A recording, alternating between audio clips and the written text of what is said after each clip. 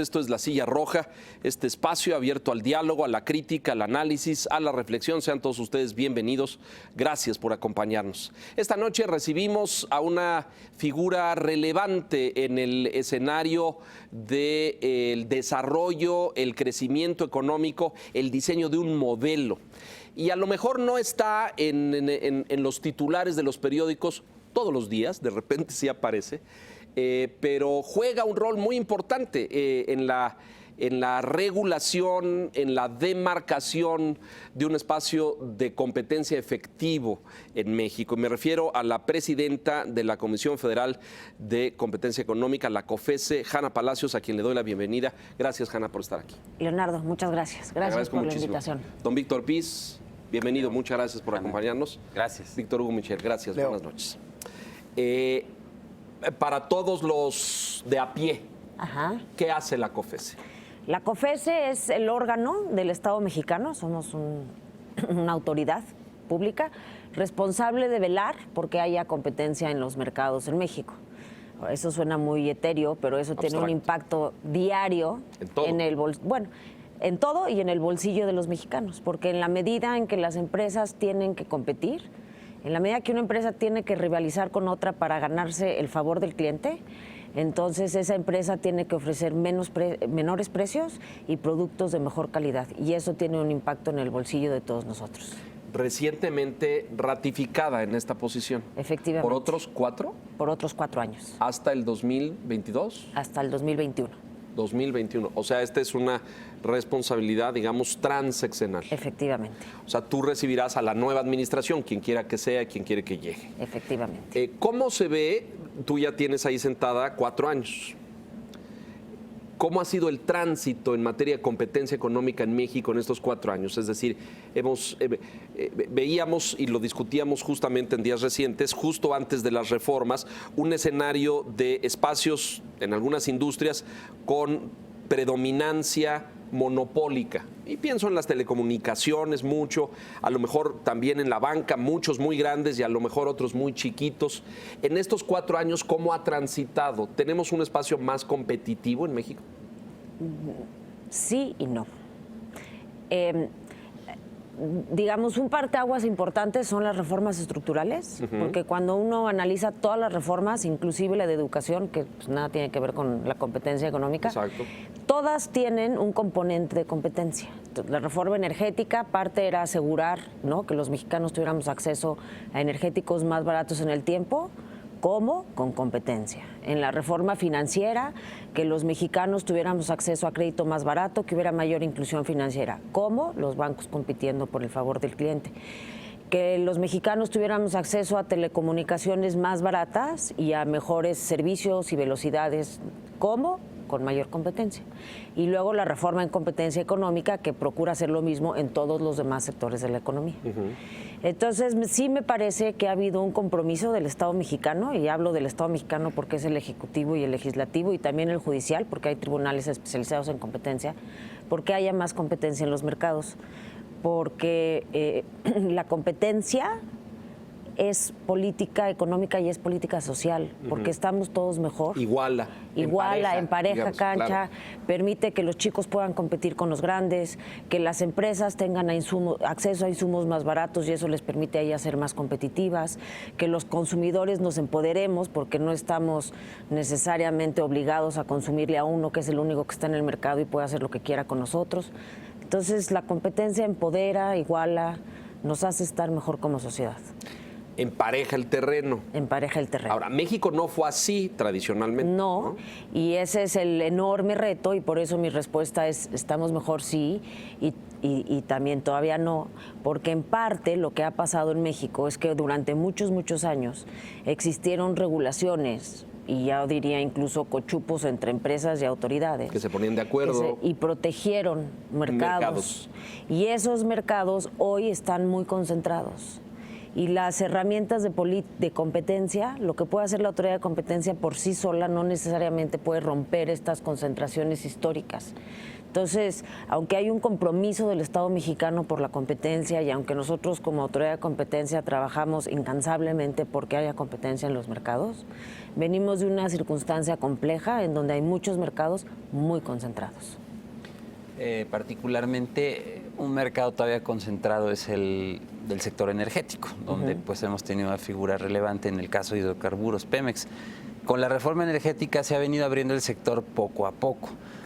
Una prueba de fuego muy importante para la COFECE va a ser la apertura en el mercado de gasolinas. El pasado 30 de noviembre se abrió el mercado en los 3 estados donde faltaba, de la península, y la COFECE pues ahí va a tener un papel muy importante porque no solamente tiene que coordinarse con otras autoridades para evitar que los grupos gasolineros se coludan, fijen precios, acuerden. La COFECE también estuvo empujando que se abriera este mercado, Hanna. Sí, cuando pasamos de un mercado cerrado a un mercado abierto, uno pensaría, bueno, pues como estamos liberando el mercado y va a haber competencia, los precios van a bajar de inmediato, ¿no? Pero tenemos que tomar en cuenta que partimos de una circunstancia delicada, en el sentido de que estamos pasando de un modelo en donde Pemex tenía presencia completa en toda la cadena de valor, a uno en donde van a poder participar distintos jugadores a lo largo de la cadena. Entonces, la competencia no se da de manera espontánea.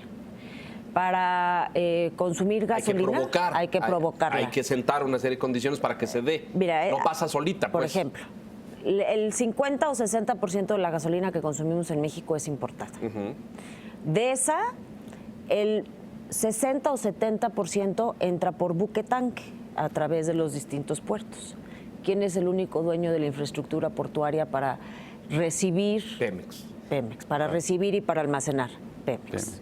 Entonces hay que crear nueva infraestructura portuaria para que algunos nuevos entrantes puedan importar gasolina, suponiendo que cumplimos ese hito.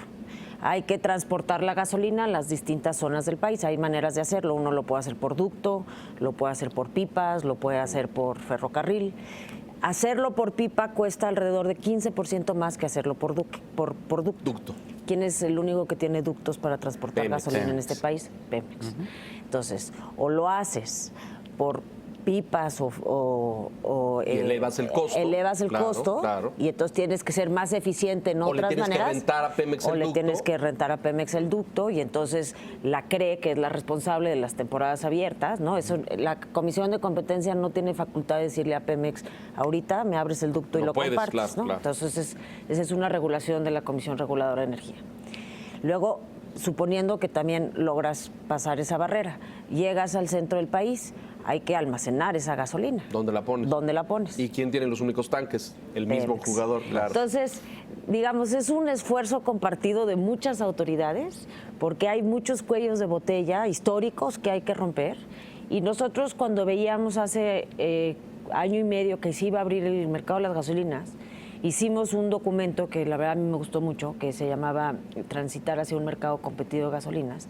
Y justo describimos todos estos cuellos de botellas para que entre todas las autoridades fuéramos viendo cuáles son todas esas cositas, más allá de liberar el precio, que es lo que vemos los consumidores. Sí, es el final. Es el final, que harían que en el mediano plazo haya competencia de veras y bajen los precios. Corrígeme en esto, pero lo equiparon mucho a lo que vivíamos, y ahora nos dirás en dónde estamos ahí, en telecomunicaciones. Es decir, pues sí que vengan otras empresas y ofrezcan servicio de telefonía, pero resulta que pues, los que tienen las torres y los cables es un solo jugador, que es el que estaba aquí de origen, que era Telmex. ¿Es un escenario similar? Efectivamente, y lo que sucedió en telecomunicaciones durante muchos años es que la autoridad de competencia, antes la COFECO, antes de que existiera la COFECE, peleó mucho porque Pemex compartiera toda su infraestructura y que interconectara a los demás a su infraestructura. Telmex lo que hacía en ese entonces es que él cobraba más barato el servicio de teléfono que lo que le cobraba al competidor por conectarse a su red. Claro, y lo hacía. No hay manera de mercado. competir, ¿no? Y de ahí que le hayan puesto una regulación asimétrica a Telmex con la reforma energética, justamente para que terceros puedan entrar y usar su infraestructura. ¿Y hoy es más parejo el terreno, Ana? Yo no soy responsable de regular las telecomunicaciones, pero los datos sí Apuntan. muestran que ha habido Un avance en ese mayor sentido. penetración y precios Bueno, hoy más hay bajos. más compañías que ofrecen servicio en México. Hoy ¿no? hay más compañías Y que se puede ver en los entiendo precios también, ¿no? y Los que precios han bajado. Precios han bajado. Se están tendiendo redes, ¿no es cierto? Exacto. Pero es muy importante y por eso vuelvo al punto. Porque que se dé la competencia, pues no es una cosa de No, varita mágica. hay que A lo mejor, acompañarla. sí, y toma 20 o 25, Sí. 30 años y por suena, sector, ¿no? suena extraño, pero hay que intervenir el mercado para crear competencia y no se nos puede olvidar como autoridades.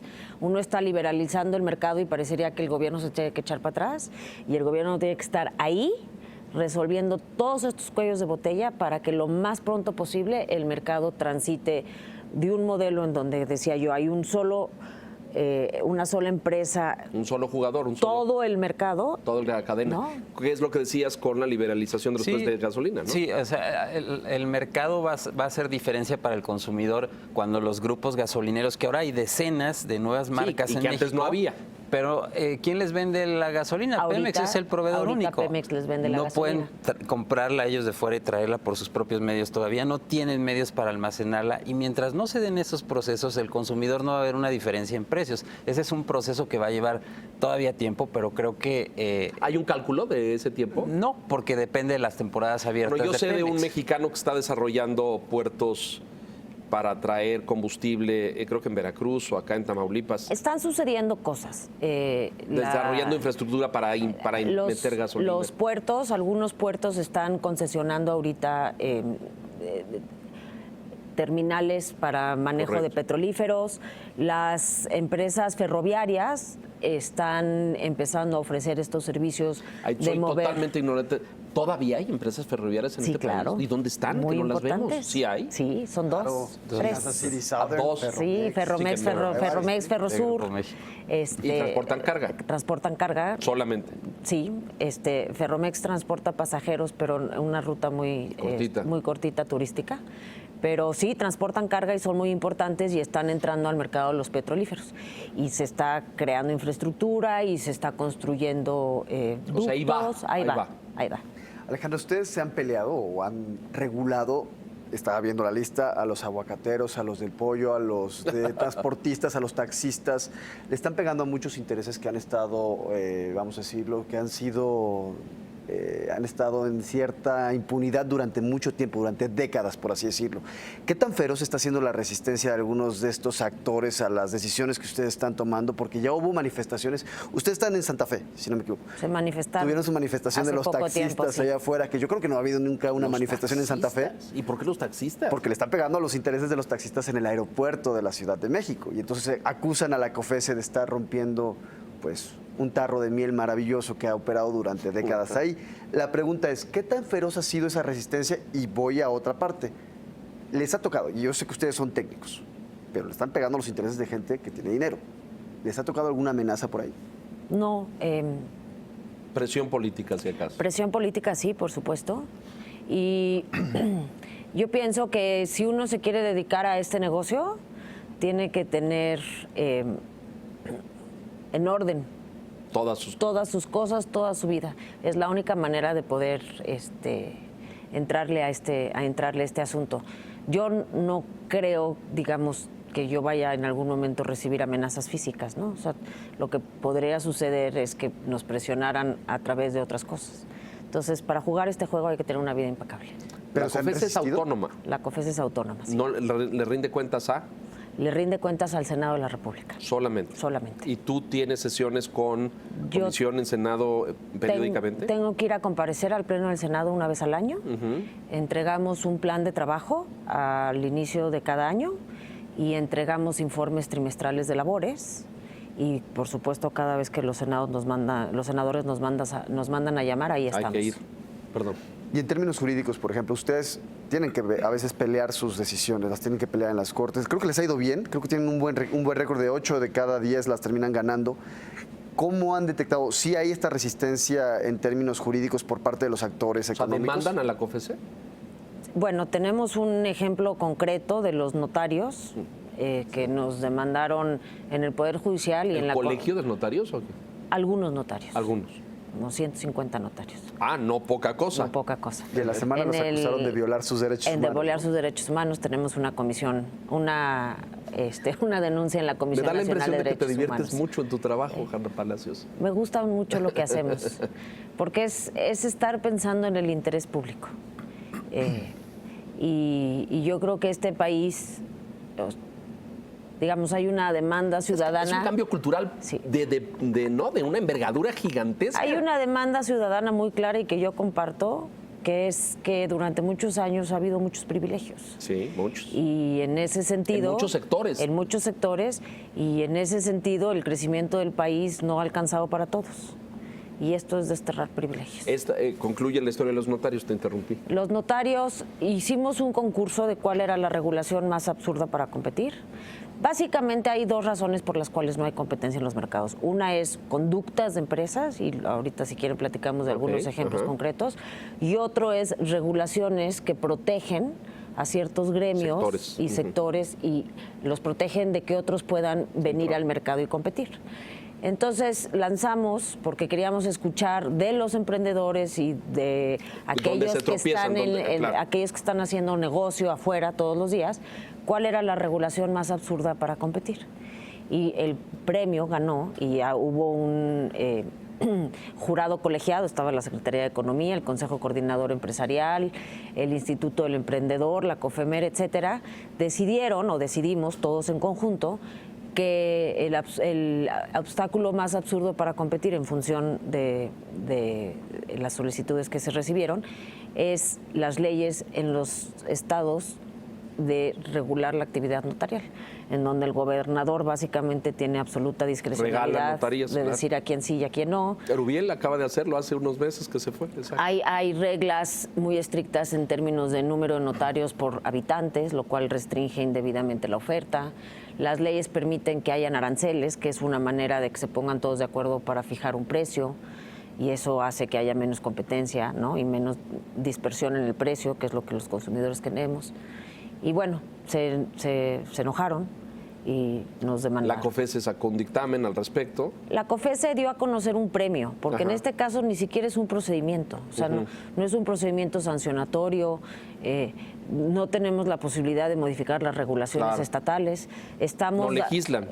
Estamos dando a conocer lo que los ciudadanos piensan con respecto a las regulaciones estatales. Y se enojaron. Y se enojaron. Y los demandaron. Y nos demandaron. ¿Y está en un tribunal eso? Está en tribunales especializados en temas de competencia y estamos haciendo nuestra defensa, y también presentaron una denuncia en la Comisión Nacional de Derechos Humanos. ¿Y por qué?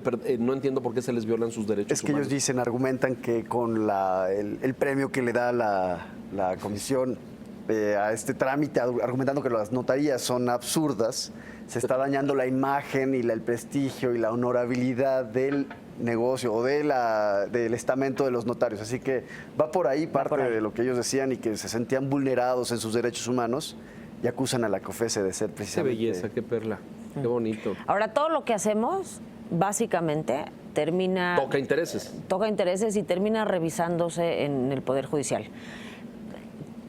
Todos los procedimientos sancionatorios que tenemos, el afectado tiene el derecho de presentar un amparo ante el Poder Judicial para pedir la revisión de la legalidad de los actos de la comisión. Entonces, para nosotros eso es parte de las reglas del juego, y cuando emitimos resoluciones, dictámenes y demás, estamos pensando en la circunstancia y también en la posibilidad prácticamente certera de que van a ir a pedir la revisión de la legalidad de nuestras actuaciones. Entonces, digamos, es parte del proceso. De entrada lo tienen ya incluido. Es parte de nuestra dinámica saber que no nomás tenemos que sancionar, y tener los elementos Sino para luego que pelearlo en la corte Exacto. o en el O tribunal. al En el revés, tribunal. como el caso de los slots, Hanna, que ustedes le están pidiendo a la Corte que defina quién tiene la razón, si la Autoridad Aeronáutica o la COFES. Cuéntale al público Exacto. cuál es ese, Víctor. Es un tema muy interesante porque la COFES emitió una serie de recomendaciones hace unos meses a la Dirección General de Aeronáutica Civil, al Aeropuerto Internacional de la Ciudad de México, que es un aeropuerto saturado, que tiene que ver con los slots, que son los horarios de aterrizaje y despegue. Y bueno, la Autoridad Aeronáutica determinó que estas recomendaciones pues eran contrarias a la práctica que tenía el aeropuerto y pues esto complica el movimiento de los aviones, termina afectando los vuelos, muchos se tienen que cancelar y finalmente el consumidor es el que tiene que pagar las consecuencias con vuelos cancelados. Entonces, la COFES se le está pidiendo a la Corte que defina quién tiene las atribuciones ahí. ¿Y cómo va? Pues la Corte lo admitió. Digamos, el tema es que el aeropuerto de la Ciudad de México está completamente saturado y que todos los consumidores hemos sido víctimas de que llegamos al aeropuerto y el avión se cancela, se atrasa. Incluso es la hora de la salida y uno voltea a ver la pantalla y ni siquiera hay un slot asignado, ¿no? No sabe uno a qué... O una cosa que a mí me parece así de desespero. Aterriza el avión, Y te dejan hay una hora. 10 posiciones vacías, ¿no? Gusanos vacíos, y te mandan al terreno vecino, Sí, ahí, y te remoto, tienes que sí. esperar 40 minutos a que llegue un camioncito y te va. Entonces, te tardas en esa operación más tiempo de lo que duró el vuelo. Y dices, no, o sea, no es posible que servicio. Entonces le dices a la aerolínea y dicen, no, es el aeropuerto. Y el aeropuerto dice, no, es la aerolínea. Y ahí te quedas. El consumidor siempre es el que pierde, ¿no? ¿Y por qué uno dice que es la aerolínea y por qué el otro dice que es el aeropuerto? Justamente porque estos problemas tienen que ver desde la perspectiva de la Comisión de Competencia, que no hay reglas claras sobre a quién le asignas el slot, cómo se lo asignas, cómo monitoreas su uso, si se lo quitas, si lo usa mal y si se lo das a otra aerolínea, Pero a ver, para aquí que el hay- aeropuerto opere de manera Pero hay un eficiente. fondo económico en este, es decir, las aerolíneas pagan por eso, ¿no? No. Ah, ¿no pagan? No pagan. O sea, el servicio del aeropuerto lo pagamos los consumidores. ¿El TUA se El llama? TUA. ¿O el O sea, como funciona es que las aerolíneas tienen acceso a estos slots y un slot es como un término amplio que es, digamos, el horario de despegue y aterrizaje, incluye el gusano, el uso de la pista, etcétera, etcétera, ¿no?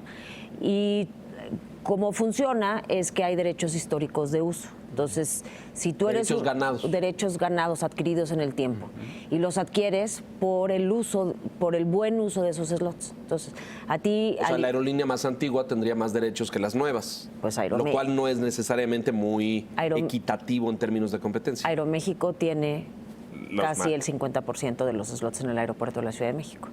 Y entonces la cosa es que si tú los usas bien, es decir, usas el slot en el momento en el que se te dio, tienes tolerancia de 15 minutos antes y 15 minutos después, y lo usas en ese tiempo, no cancelas vuelos y demás, la siguiente temporada se te asigna ese slot. Si no lo usas bien, te Se te quitan retira el ya. slot, lo ponen en una bolsa y la idea es que los nuevos entrantes Puedan concursar por el uso de esos slots. Y durante... Este proceso que describes, ¿es el ideal o es el real? es el ideal, Pero así no sucede. pues es que en México nunca se ha aplicado la regla. O sea, durante el tiempo que la comisión hizo su investigación, nunca jamás detectamos que a ninguna aerolínea le hayan retirado ningún slot por mal uso. Y entonces, a raíz de toda esta discusión de si es culpa del aeropuerto o es culpa de la aerolínea, porque no hay reglas claras y entonces uno le echa la bolita al otro, entró la comisión a hacer este análisis y determinamos ciertas medidas para el uso, monitoreo, evaluación de los slots. Cuando retiras slots tienes una bolsa, cómo vuelves a asignar esa bolsa y demás. Y hay una confrontación entre si nosotros como autoridad de competencia podemos dar lineamientos para la regulación de ese slot o solamente le corresponde a la autoridad aeroportuaria. Y como hay dos leyes encontradas, cuando hay dos leyes encontradas... Claro, eso en México es rarísimo, ¿verdad? Cuando hay dos leyes encontradas, lo que uno hace es que le pide a la Suprema Corte de Justicia de la Nación ajá. que dirima de quién es la facultad. Y hoy estamos ahí. Y hoy estamos ahí. ¿Y tenemos velitas encendidas o Sí, no, digamos, es un asunto muy interesante. Pero es muy jurídico, es muy técnico. Es muy ¿no? jurídico Porque y es muy técnico, pero tendrá implicaciones hacia futuro sobre lo que la comisión puede hacer, porque habrá otros sectores en donde nos encontremos en circunstancias similares y hasta dónde llegan nuestras facultades para, en muchos sectores de la economía, un poco dar lineamientos de cómo se deben regular estos usos. Una de las condiciones que impuso para la concentración de Aeroméxico con Delta fue que hiciera un uso racional de los slots, ¿no? Lo que le pedimos en específico es que eliminara, que compartiera 8 slots. A mí me gusta mucho la fusión de Aeroméxico y Delta porque es un ejemplo de todo lo que hacemos. Antes, hace un poco más de un año y durante mucho tiempo, para volar en una ruta entre México y Estados Unidos, había un convenio entre estos dos países y entonces los países negociaron rutas, ¿no? Vamos a volar la México-Los Ángeles, vamos a volar la México-Chicago, la México-Atlanta, la México-Houston, la México-Miami, pero estaban definidas las rutas sobre las cuales las aerolíneas podían volar y solamente podían, dependiendo de la ruta, 2 o 3 aerolíneas de cada país volar. Aunque hubiera muchísima demanda y cupieran muchísimos aviones para transportar a los pasajeros que querían usar esas rutas, solamente podían 2 aerolíneas mexicanas y 2 aerolíneas extranjeras. Finalmente el gobierno mexicano decide, aplauso, firmar un convenio de cielos abiertos con Estados Unidos en donde se puede volar entre México y Estados Unidos cualquier ruta y esas rutas las puede atender cualquier aerolínea. Eso es pro-competitivo, de donde sea. Si es alemana, belga, no. Solo aerolíneas, las nuestras. Norteamericanas, sí, digamos. pero digamos, México-Nueva York, que es una ruta muy usada, sí. Antes solamente la podían volar Interjet y Aeroméxico y United y Delta, sí. Y ahora tenemos Volaris ofreciendo esa ruta, podríamos tener otras aerolíneas, Southwest, American, Alaska, American, la que quieras, volando esas rutas. Eso es súper pro competencia y súper pro consumidor. Sí, porque hay una competencia de tarifas, por ende. Efectivamente. Si quieres ganar mercado y clientes, pues ofreces un mejor servicio y esa sería la lógica. Esa sería la lógica y digamos, los efectos son dramáticos. Un vuelo a Nueva York te costaba 12,000 pesos y ahora lo puedes encontrar por 3,000 pesos. Y eso es competencia, eso es lo que hace la competencia. Vamos a hacer una pausa y vamos a regresar. Lo voy a poner en términos de la COFESE y no de Alejandra Palacios, porque a lo mejor la COFESE no es la más querida del vecindario, ¿verdad? A lo mejor no es la consentida en distintas industrias y muchos se enojan porque, claro, tocar intereses pues tiene consecuencias, ¿no es cierto? Estamos en la silla roja, vamos a mensajes, volvemos enseguida, gracias.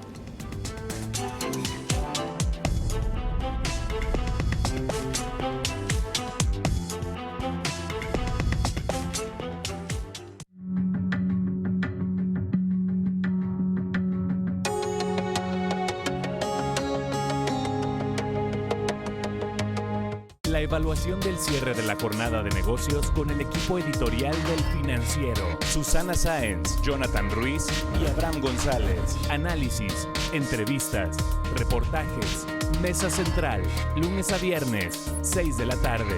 Porque reconoces lo importante, el Financiero Bloomberg.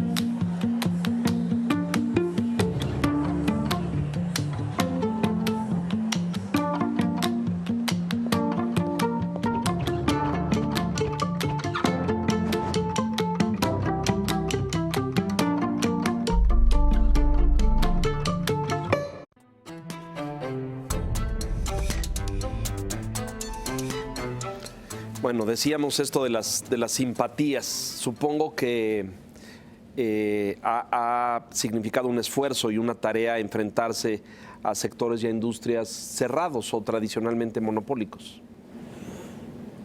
Sí, pero es nuestro trabajo, o sea, no lo vemos como algo extraordinario. O sea, simplemente nosotros estamos haciendo toca. nuestro trabajo y es lo que es. Hay países en el mundo que se encuentran en procesos semejantes al nuestro. Supongo que hay unos mucho más adelantados que han hecho esto hace 20 y 30 años o más y otros que están más abajo. ¿Lo entiendo bien así? Sí, yo diría la diferencia es el tema regulatorio. Es decir, hay ciertas prácticas que hacemos en la comisión que se hacen en todo el mundo. O sea, un análisis de fusión de dos empresas. Para que las empresas grandes en este país se puedan funcionar necesitan la autorización de la Comisión de Competencia porque, digamos, al ser grandes, juntarse puede provocar que tengan tal concentración de mercado que tengan poder y puedan elevar los precios. Entonces, hay ciertos umbrales en la ley y a partir de esos ciertos umbrales cualquier transacción tiene que pasar por la autoridad.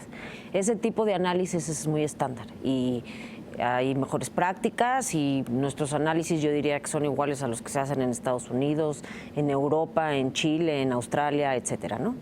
Analizar colusiones, que es una conducta anticompetitiva y es la conducta más contraria a la competencia porque es la antítesis de. Hablábamos al principio que la competencia genera beneficios porque las empresas rivalizan por ganarse el favor del cliente. La antítesis es que las empresas digan, ¿sabes qué? Mejor nos ponemos de acuerdo, en vez de pelearnos por el cliente, sube el precio tú y yo también, y entonces ya ahí nos repartimos el mercado, ¿no? Claro. Para hacer análisis de colusión, son investigaciones, ¿no? Tenemos investigadores en la comisión que se tienen que hacer de pruebas y demás, pero digamos también es estándar. Las agencias de competencia, pues todas hacemos visitas de verificación, mandamos a la gente a comparecer, etcétera, etcétera. Hay un índice de competitividad global, si no me equivoco. Sí.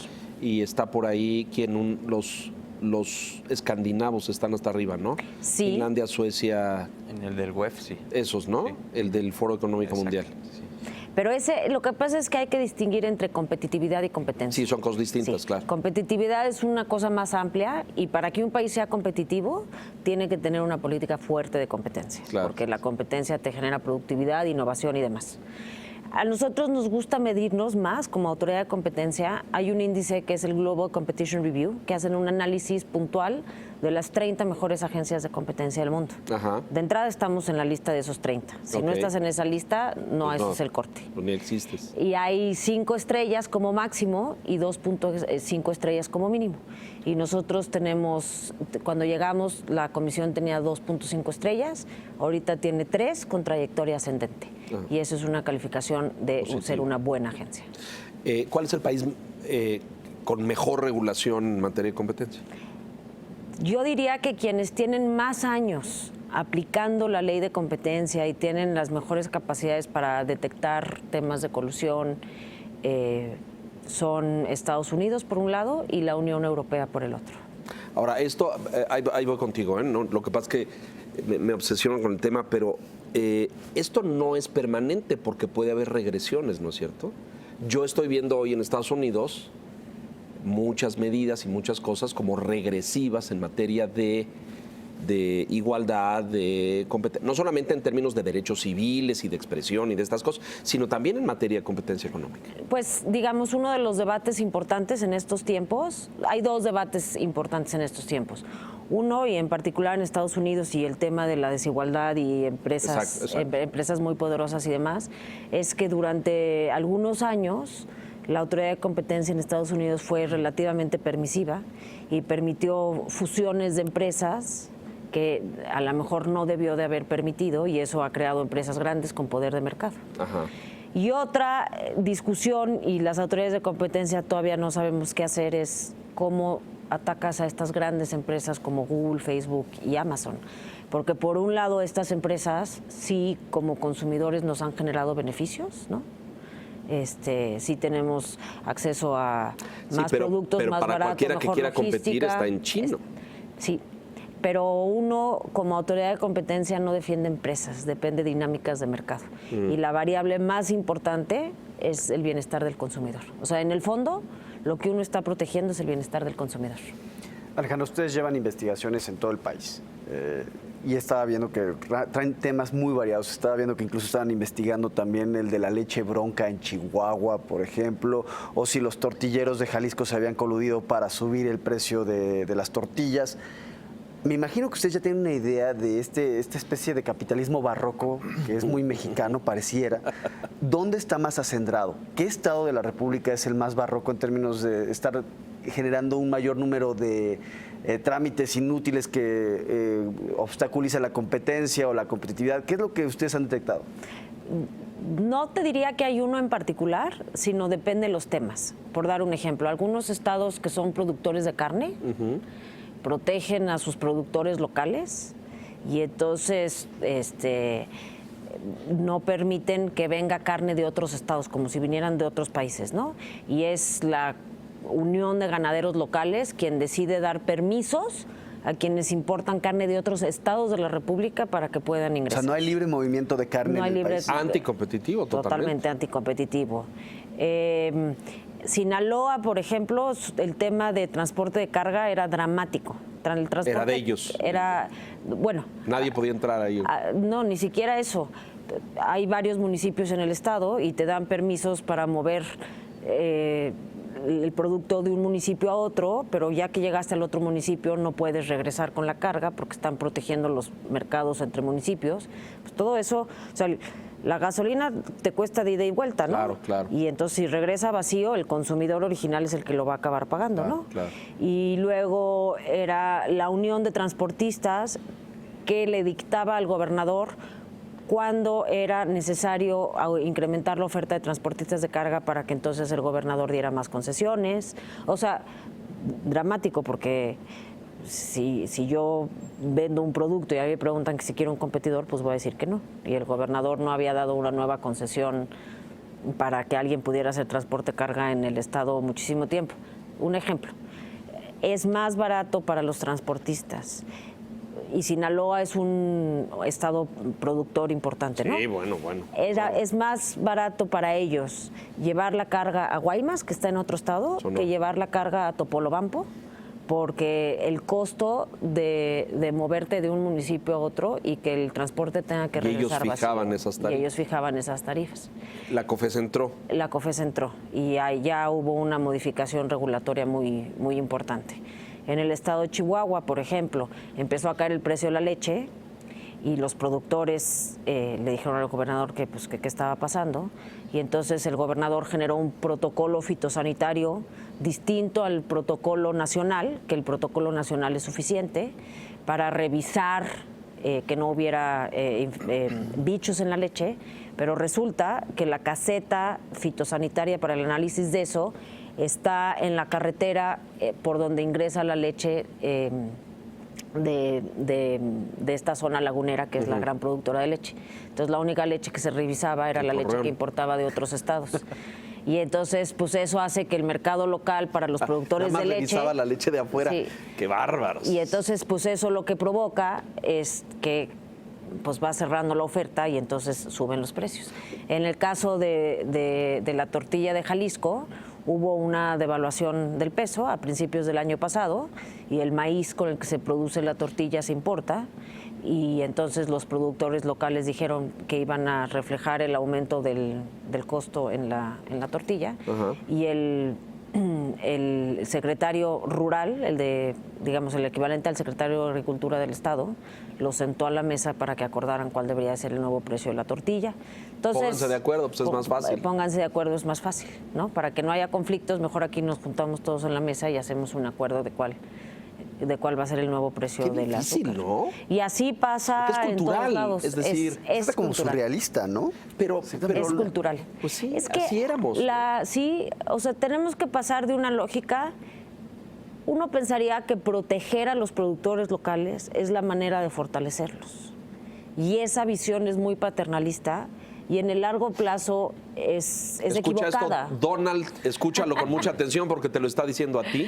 No. Repite, por favor. Es equivocada en el largo plazo porque ese proteccionismo lo único que hace es que te debilita y eventualmente no vas a poder competir y vas a perder. ¿Te lo puedes ir a Washington y explicárselo al titular de la Casa Blanca, por favor? Porque él está obsesionado con el tema de proteger a los locales, porque piensa que eso... una cosa, porque mencionas... Pues sí es un cambio de mentalidad. Es un cambio de mentalidad. En los ejemplos que nos diste es muy interesante cómo todos los productores, ¿con quién iban? Con el gobernador. Con la autoridad. Oiga, mi gober, ayúdeme porque está entrando la leche de Aguascalientes. Porque manda, ¿no? Porque sí, claro. Lo que pasa es que pues tienen facultades extrajudiciales. ¿Cómo que voy a poner un control fitosanitario porque yo... Se me antojó, ¿no? O sea, ¿qué es eso?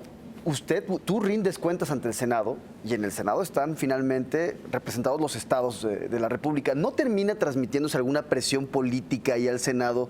Porque finalmente le están pegando ustedes a los intereses y a la gobernabilidad de esos respectivos estados, ¿no? Pues diría yo que hay algunos gobernadores más receptivos que otros. Nosotros no Qué somos... diplomática, qué elegancia, qué barbaridad.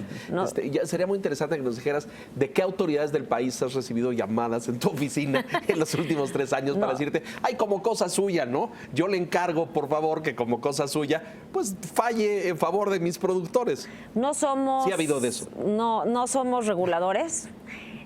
Y una de nuestras labores es ser ombudsman en materia de competencia, ¿no? O sea, además de sancionar defender prácticas... los derechos del consumidor. Exacto. Y entonces, digamos, una de nuestras funciones es constantemente señalar qué regulaciones, qué políticas públicas están impidiendo la competencia y empujar, ¿no? Y qué conductas de funcionarios. Para transformar eso. El caso de la tortilla de Jalisco, ¿no? Secretario rural que los puso de acuerdo, lo sancionamos. Y pues mandamos a la Contraloría del Estado la sanción. O sea, no nomás tiene que pagar la multa, ojalá hubiera una sanción administrativa para el señor. Ya no les toca a ustedes esa parte. No, pero me parece un caso paradigmático de mandar la señal de que los funcionarios públicos, si ponen de acuerdo a los productores, a las empresas, para que no haya problemas, ¿no? Para que no haya efervescencia, están realizando una conducta ilegal, porque están yendo en contra de lo que dice la Ley Federal de Competencia Económica. Pero bueno, ¿y sabes qué creo? Que es ignorancia, ¿eh? Absolutamente. Porque yo creo que un servidor público, un presidente municipal que tiene un conflicto ahí, la lógica es, pues, concilio, ¿no? Sí. Y lo digo así no, y bueno, de primera. Lo así siento a la siempre. mesa, claro, así era, y vamos a buscar un acuerdo, señores, pues ustedes no le pongan tanto acá, y mire, comprende que si le sube le va a pegar al otro, y concilio. Pero es ignorancia de que hay una ley de competencia económica que dice que esto es ilegal, ¿no es cierto? Efectivamente, efectivamente. ¿Cuántos de esos casos, Alejandra, provienen del programa de denuncia, que me parece muy interesante, ¿no? También hay un programa de inmunidad cuando pues un competidor se puede sentir afectado, pues acude a la COFESE y dice, pues el de aquí al lado se está poniendo de acuerdo con el otro para subir los precios. Coludidos. En fin, exactamente, ¿no? ¿Cómo opera esa figura y qué tanto de las investigaciones de la... Las investigaciones en la comisión se abren por 3 circunstancias. Una es una denuncia, algún afectado que le trae elementos a la comisión sobre una práctica anticompetitiva, y si eso, digamos, los elementos son suficientes para abrir una investigación, procede. Otro es porque la comisión proactivamente está viendo un mercado y está analizando y encuentra algún patrón extraño que pudiera tener indicios de práctica anticompetitiva, y de oficio se inicia una investigación. Y en tercer lugar, y es la menos, pero ojalá y vaya creciendo, es que alguna empresa detecta que hacia adentro de su negocio y con sus competidores se pusieron de acuerdo, y entonces, digamos, en esta lógica de cumplimiento de la ley, que digamos que es algo nuevo en México y muy importante, al que se supone que todos están sujetos, llegan a la comisión y dicen, yo hice esto, y se adhieren a un programa de inmunidad. En donde se les reduce la sanción, cooperan con nosotros y bueno, acabamos sancionando el cartel. Esas son las 3 maneras. En el caso de la tortilla en Jalisco, curioso, quien presentó la denuncia fue la Secretaría de Economía. Ah, el propio gobierno. El propio gobierno presentó la denuncia, y lo hizo porque, digamos, el productor Uno de los representantes de la Unión de la Masa y la Tortilla en el Estado fue quien primero dijo, está habiendo una devaluación, yo invito a todos mis colegas tortilleros a que aumenten el precio hasta 16 pesos, ¿no? El precio de la tortilla estaba en 9 y dijo, todos subamos el precio hasta 16. Estaba en 11, perdón, y dijo, todos subamos el precio hasta 16. Y empezó a haber manifestaciones de eso en otras partes del país. Y la Secretaría de Economía dijo, quiero parar esto, y presentó una denuncia. Interesante, ¿no? Usted está en también una investigación ahí sobre un tema, a mí me llama mucho la atención, lo que está pasando en el aeropuerto de Cancún con los taxis. Hacemos una conversión y es uno de los taxis. Ya lo vi. Es uno de Me los tocó, taxis de hecho. más caros del planeta. Sí, pero hay un monopolio ahí que... Claro, y cuando llegó Uber, lo que empezó fue una guerra descarnada, ahí están golpeándose con los taxistas porque le están quitando una mina de oro. Y la hay que ver autoridad favoreció al monopolio. al monopolio. Y de hecho, si tú te fijas, el edificio del sindicato de taxistas en Cancún es uno de los más grandes de toda la ciudad, por el dinero que manejan. Estamos haciendo un cálculo de que son varios millones de dólares. ¿Cómo va esa investigación sobre esta yo le quiero llamar mina de oro? Uber ha de haber representado una perla en este sentido, ¿no? Porque en todas las ciudades, en México ha representado un debate, ¿no? Es un debate permanente. Nosotros hace como 2 años, la primera discusión sobre si Uber debía de estar o no en el mercado se dio en la Ciudad de México. Aquí, sí. Y había indicios de que se les podría prohibir, ¿no? Cuando uno lee la ley de transporte local, Ajá. pues Uber no es uno de esos servicios que está ahí, obviamente, Sí. porque cuando se escribió Es esa ley no innovación, es totalmente existía. nuevo, Exacto. claro. Y entonces quienes estaban en contra de ese servicio decían que era ilegal y que Porque había que no estaba. prohibirlo, Ajá, ¿no? exacto. Entonces ahí nosotros en nuestra labor de ombudsman emitimos una opinión que le mandamos a todos los gobiernos de los estados y a todos los congresos de los estados, en el sentido de que en vez de prohibir a Uber, lo que habría que hacerlo era incorporarlo en la regulación para que operara en la formalidad, que eso es lo que hay que hacer con los nuevos modelos de negocio, digamos, los innovadores disruptivos. Que fue un poco la resolución de aquí, es decir, lo incorporan, Exacto. le graban algo y eso lo usan para compensar o alguna... Exactamente, Ajá. y no nomás es regularlo, sino cómo hay que regularlo, porque dijeron, bueno, vamos a regularlo, pero le vamos a regular la tarifa, echas a perder Uber. Claro. ¿No? Vamos a regularlo, pero entonces tiene que estar del mismo color que los otros taxis y necesitan conseguir placas. También le echas, entonces ya lo echas claro. a perder, ¿no? Entonces, digamos, es incorpóralo y regúlalo de una manera que en su espíritu sea lógico. Y eso acercándonos al aeropuerto, como funciona el aeropuerto de la Ciudad de México y todos los aeropuertos del país, Cancún incluido, es que son las autoridades aeroportuarias, y eso está en la ley de aeropuertos. Las que concesionan. Las que concesionan, y son las autoridades aeroportuarias quienes deciden cuántas unidades de taxistas hay. Entonces, deciden cuántas concesionarias hay. En el aeropuerto de la Ciudad de México hay 5, y luego de esas ¿Y cuántas concesionarias que hay, unidades? ¿cuántos tienen cada uno de esos? Entonces, pues es una manera de artificialmente restringir la oferta. Y el negocio está en el número de taxistas que permites entrar al Claro, aeropuerto, claro. ¿no? Y nosotros lo que hemos estado abogando es que pasemos de un modelo cerrado a un modelo más abierto, Ajá. en donde cualquiera que cumpla con los temas de seguridad pueda entrar al Pero aeropuerto fíjate, y vamos a hacer una pausa porque tomar. si no me van a regañar, pero la realidad se impone. Es decir, yo conozco a miles de usuarios que salen del aeropuerto, no consumen ninguno de los que están ahí, hace así marca. y llama a su taxi. Es decir, gana el drive del consumidor, es lo que gana, ¿no es cierto? No sé cómo se llama eso en competencia, pero aunque está la regulación y están las empresas y están los servicios y puede haber tarifas y todo, pero lo que el consumidor quiere se impone por encima de todo lo demás. ¿Me equivoco?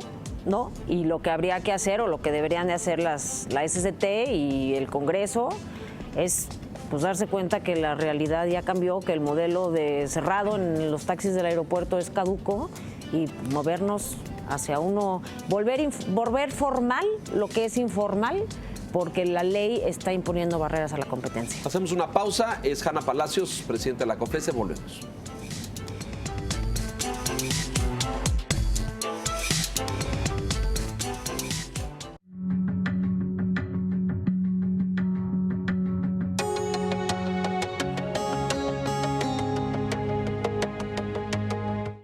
Blanca Becerril y Héctor Jiménez Landín registran la información política indispensable para la toma de decisiones. Bitácora Política, con Blanca Becerril y Héctor Jiménez Landín, lunes a viernes, 7 de la noche. Porque reconoces lo importante, el financiero Bloomberg.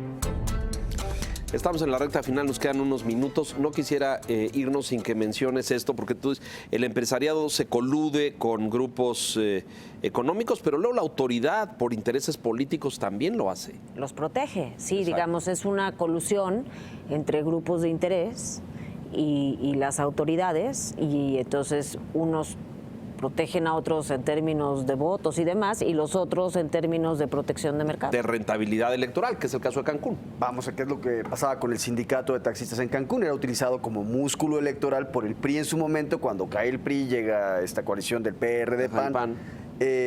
Los incorpora. Vamos a llamarlo, los absorbe. Los coopta. ¿no? Los coopta, los invita a integrarse democráticamente al movimiento, muy probablemente.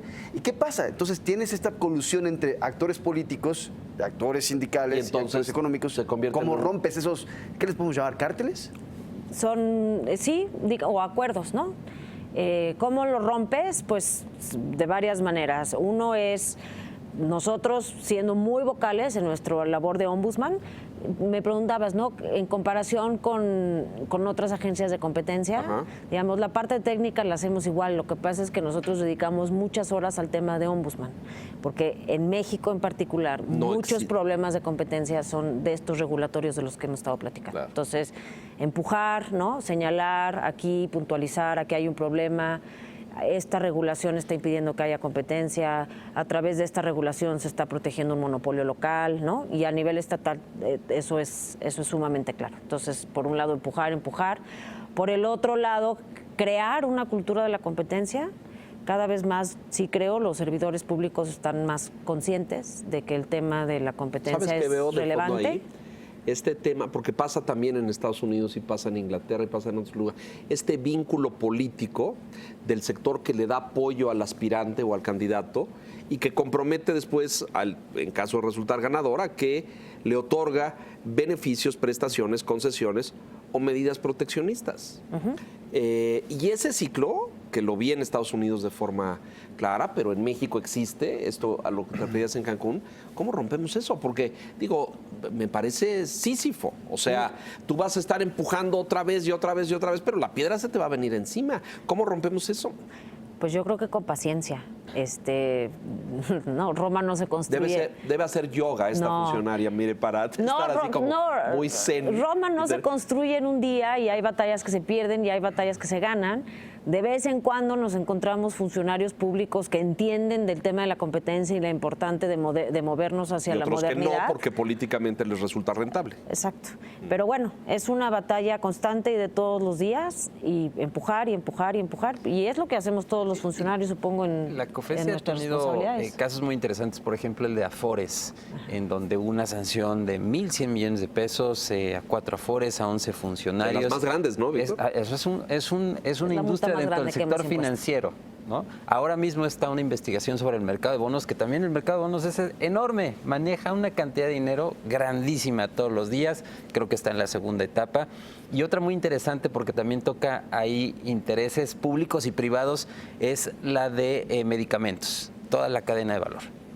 Efectivamente, esas son investigaciones muy relevantes que tenemos en la comisión, y esas no tienen que ver con regulaciones, sino con conductas anticompetitivas de las empresas.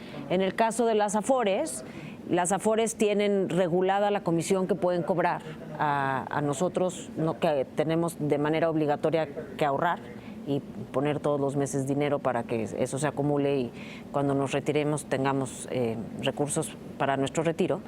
Y entonces las Afores lo que decidieron hacer, porque en realidad su manera de competir es a través de quién tiene más clientes. Y alrededor del 50% del gasto de una Afore es su gasto comercial y es el dinero que dedican en atraer clientes. Y lo que decidieron hacer es, pues en vez de gastar ese dinero, ¿por qué no nos ponemos de acuerdo? Claro, Tú no me quitas claro. clientes y yo no te quito clientes. Y de ahí la sanción. Y bueno, pues sí fue una sanción. ¿Una sanción de la COFESE es inapelable? No, es apelable. Es apelable. Es apelable. Y van y presentan Sí. amparo. En el caso de las Afores, una ya pagó lo que le correspondía, Principal Afore pagó lo que le correspondía, que es alrededor de 100 millones de pesos, y las otras Afores sancionadas... Y se lo paga a Hacienda. Hacienda, Correcto. se va a la tesorería, Bien, nosotros no correcto. vemos ese dinero. Y las otras Afores públicamente han dicho que efectivamente sí cometieron la práctica, Ajá. y lo que están impugnando no es el hecho de que estamos diciendo que no hicieron algo, sino que les pareció que el monto de la multa fue excesivo. Alto. Y quiero suponer que ese cálculo se hace con base en, ¿qué? Fórmulas, algoritmos, inversión. Tienes un tope máximo, tú le puedes cobrar a una empresa como máximo el 10% de sus ingresos en un año, que equivale a la utilidad del año de la empresa.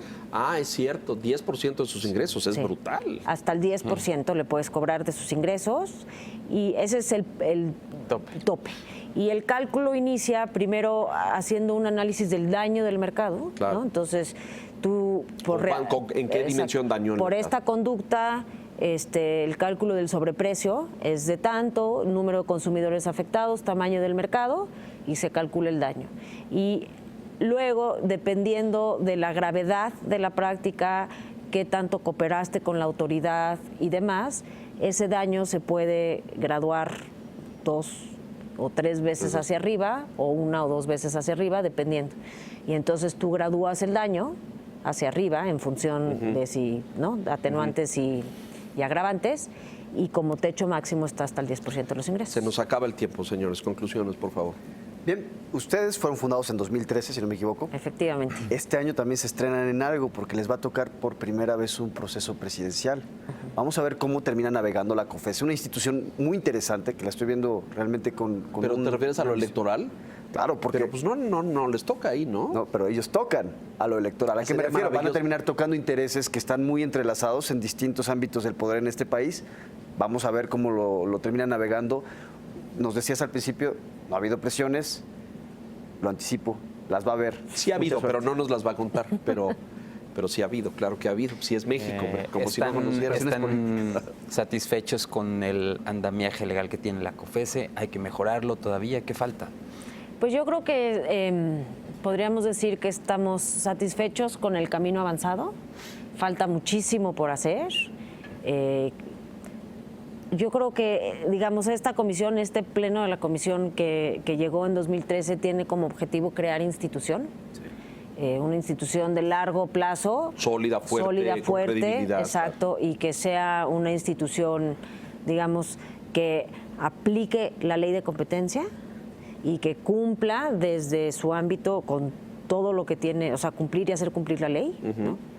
Y ser disuasivos, generar cultura de la competencia y tratar de derribar estas regulaciones que generan privilegios para unos cuantos en detrimento de la mayoría. Y ese es nuestro enfoque. Y es poco a poco. Son muchas batallas y yo creo que lo que genera institución es la acumulación de pequeños, ¿no? O sea, son pequeños pasos que uno va construyendo para De nada sirve una cosa así dramática, brutal, una multa de miles de millones de pesos. Cuando lo hiciste mal, no hubo respeto del debido proceso, se te va a caer en el Poder Judicial, Claro. ¿no? Eso no vale la pena. Ya no hablamos de eso. Tú al principio mencionaste algo de su récord, y 8 de 10, 8 de pero 10. ¿pierden casos? Sí, claro que ¿sí? perdemos casos. Sí han perdido casos. Sí, hemos perdido casos y también ha sucedido que el Poder Judicial nos dice, bueno, digamos, está bien lo que hicieron, se excedieron en la multa por tal o tal razón. Y hay que ajustar y no, correcto. sí.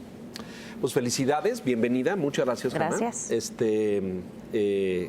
Cambiar, ¿no? Este estilo de hacer negocio o empresa o servicios en México, es difícil, ¿no? Es modificar una cultura y una forma de hacer las cosas. Y sobre todo la cultura de apego a la ley, que creo que en este país es inexistente, pero ahí vamos, ¿no? Nos cuesta trabajo. Bienvenida, muchas gracias. felicidades.